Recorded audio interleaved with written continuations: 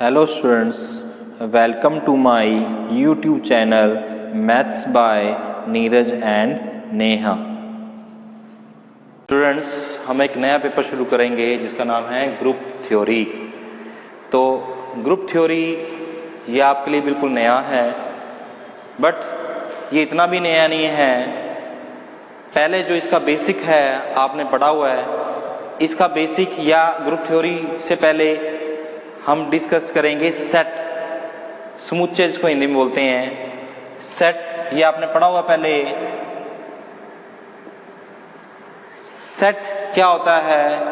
एक कलेक्शन होता है वेल डिफाइंड ऑब्जेक्ट्स या थिंग्स का।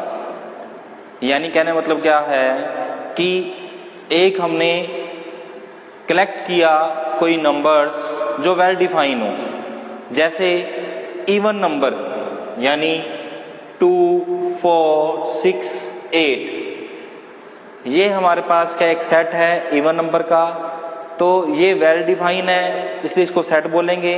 हमेशा सेट को हम किस में लिखते हैं? ब्रेसिस में। तो 2, 4, 6, 8 ये सारे क्या इवन नंबर यानी 2 से डिवाइड होने वाले नंबर हैं, इसलिए इसको क्या बोला जाता है? सेट। तो ग्रुप थ्योरी में क्या है? सबसे स्टार्टिंग क्या है? सेट से होती है। के बाद हमारे पास है बाइनरी ऑपरेशन।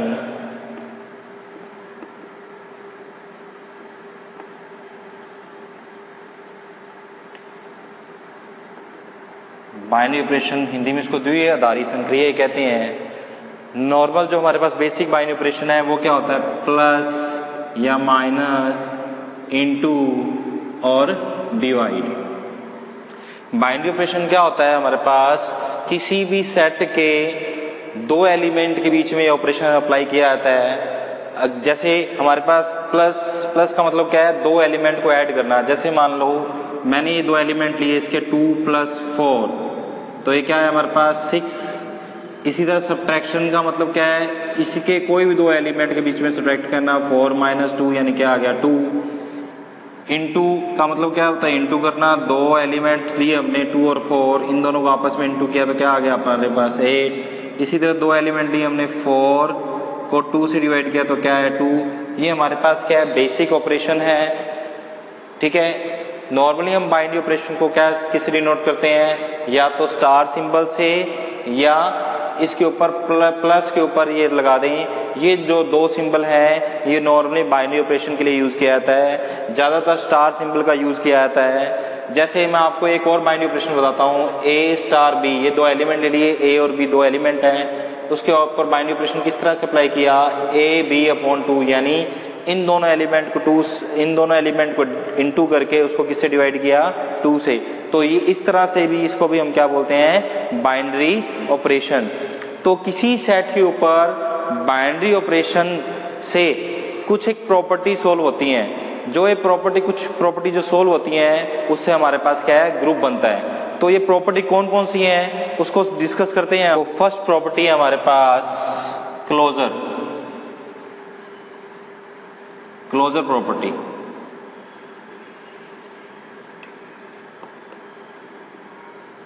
क्लोजर प्रॉपर्टी क्या होती है? क्लोजर प्रॉपर्टी का मतलब ये होता है कि अगर सेट के दो एलिमेंट के बीच में बाइनरी ऑपरेशन लगाया, बाइनरी ऑपरेशन लगाने पर जो हमारे पास रिजल्ट आया वो रिजल्ट उसी सेट के अंदर होना चाहिए। यानी अगर एलिमेंट ग्रुप G सेट में है, B एलिमेंट भी हमारे पास G सेट में है, तो A* B, यहाँ बाइनरी ऑपरेशन मैंने क्या लिया? स्टार। जैसे मैंने आपको बोला था कि मोस्ट प्रोबेबली हम क्या स्टार यूज करते हैं। तो A* B का भी जो रिजल्ट आएगा वो भी किस में होना चाहिए? G में हो, यानी उसी सेट में हो जिस सेट के A और B दो एलिमेंट हैं। तो इस प्रॉपर्टी को हम क्या बोलते हैं? Closure property. ये हमारे पास फर्स्ट प्रॉपर्टी है। इसी तरह सेकंड प्रॉपर्टी हमारे पास क्या है? एसोसिएटिव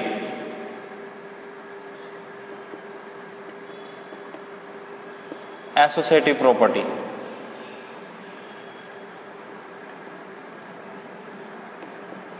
तो एसोसिएटिव प्रॉपर्टी में हमारे पास क्या 3 एलिमेंट होते हैं। जैसे एक G का ले लिया, B एलिमेंट भी G का ले लिया और C एलिमेंट भी G का ले लिया। ये 3 एलिमेंट लिए किसी सेट G के। ठीक है।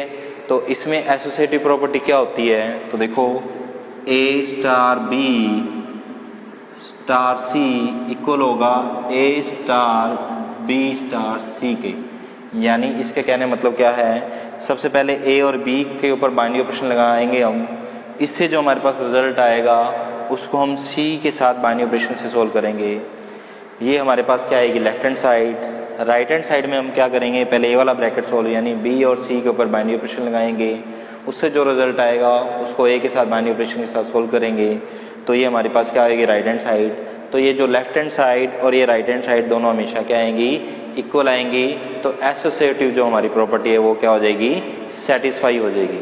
ठीक है, तो ये एसोसिएटिव प्रॉपर्टी है। नॉर्मली हमें पता है कि एडिशन और मल्टीप्लिकेशन में एसोसिएटिव प्रॉपर्टी क्या होती है, सेटिस्फाई होती है। मैट्रिक्स मल्टीप्लिकेशन में एसोसिएटिव प्रॉपर्टी ऑलवेज सेटिस्फाई करती है। तो थर्ड है हमारे पास आइडेंटिटी।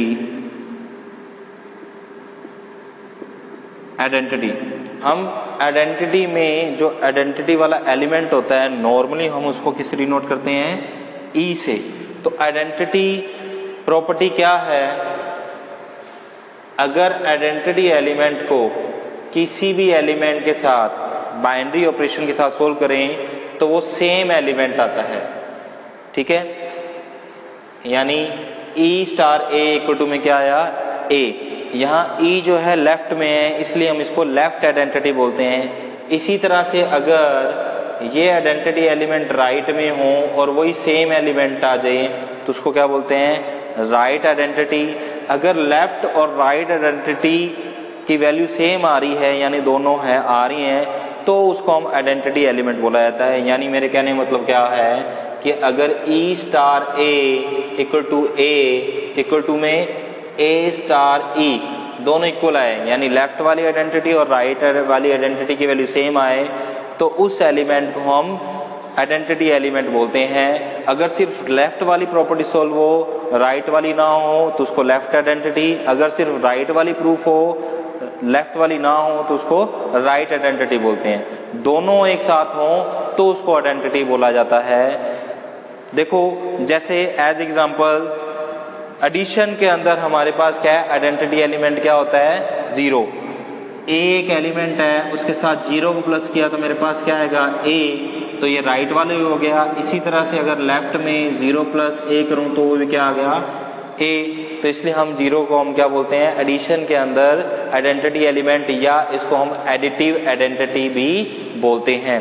इसी तरह मल्टीप्लिकेशन में आइडेंटिटी एलिमेंट हमारे पास क्या होता है, वन। अगर ए को वन से इंटू किया तो क्या आ गया, ए, और वन को ए से इंटू किया तो भी क्या आ गया, ए। तो ये राइट आइडेंटिटी हुई, ये लेफ्ट हुई, दोनों सेम आ रही है। तो इसलिए वन को हम क्या बोलते हैं, मल्टीप्लिकेटिव आइडेंटिटी, या मल्टीप्लिकेशन में आइडेंटिटी एलिमेंट क्या होता है हमारे पास, वन होता है।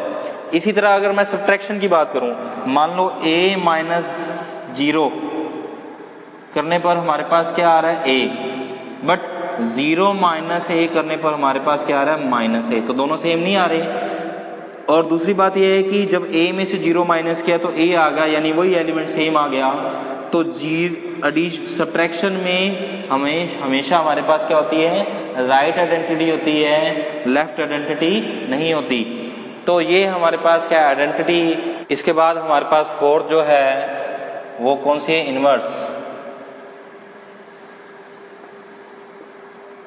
Inverse property. इनवर्स प्रॉपर्टी देखो क्या होता है कि अगर किसी एलिमेंट को दूसरे एलिमेंट के साथ बाइनरी ऑपरेशन लगाने पर हमारे पास अगर आइडेंटिटी एलिमेंट आए, एक एलिमेंट है उसके साथ बी एलिमेंट को बाइनरी ऑपरेशन से सोल्व करने पर अगर हमारे पास आइडेंटिटी एलिमेंट आए उस ऑपरेशन की, तो एक एलिमेंट दूसरे का इनवर्स कहलाता है। यानी बी जो है, b is the inverse of a. ये भी तब होगा जब इसमें भी लेफ्ट और राइट दोनों के लिए प्रॉपर्टी सोल्व हो। यानी अगर ये सिर्फ B इनवर्स है और यही प्रॉपर्टी प्रूफ हो रही है तो इसको हम क्या बोलेंगे, इनवर्स नहीं बोलेंगे। इनवर्स को बोलेंगे जब B स्टार A की वैल्यू भी क्या आए, A आए। यानी A स्टार B की वैल्यू भी आइडेंटिटी एलिमेंट और बी स्टार ए की भी वैल्यू आइडेंटिटी एलिमेंट आए तो ये इनवर्स प्रॉपर्टी हमारी क्या है, सेटिस्फाई होती है। तो एक एलिमेंट दूसरे का क्या कहलाता है, इनवर्स कहलाता है। और फिफ्थ हमारे पास प्रॉपर्टी है कम्यूटेटिव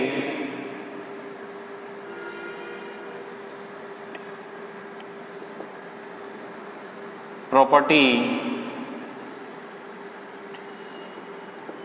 कम्यूटेटिव प्रॉपर्टी, ठीक है।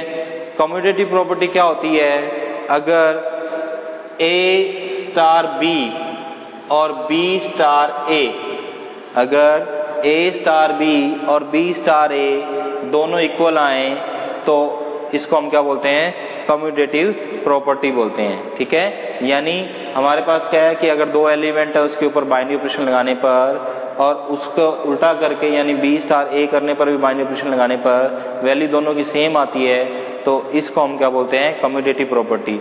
तो ये हमारे पास 5 प्रॉपर्टी हैं। अगर किसी भी सेट के पर बाइनरी ऑपरेशन के साथ ये 5 की 5 प्रॉपर्टी प्रूफ हो तो उसको हम अबेलियन ग्रुप कहते हैं। और दूसरी अगर 4 प्रॉपर्टी पहली 4 प्रॉपर्टी यानी कौन कौन सी, क्लोजर, एसोसिएटिव, आइडेंटिटी और इनवर्स, अगर ये 4 प्रॉपर्टी हमारे किसी सेट के पर बाइनरी ऑपरेशन से सेटिस्फाई होती है तो उस सेट को हम ग्रुप कहते हैं। और उसके साथ 5वीं भी वापस ऐड हो जाए तो उसको हम क्या बोलते हैं, abelian group. Okay, thank you. Please like and share my video and subscribe my YouTube channel.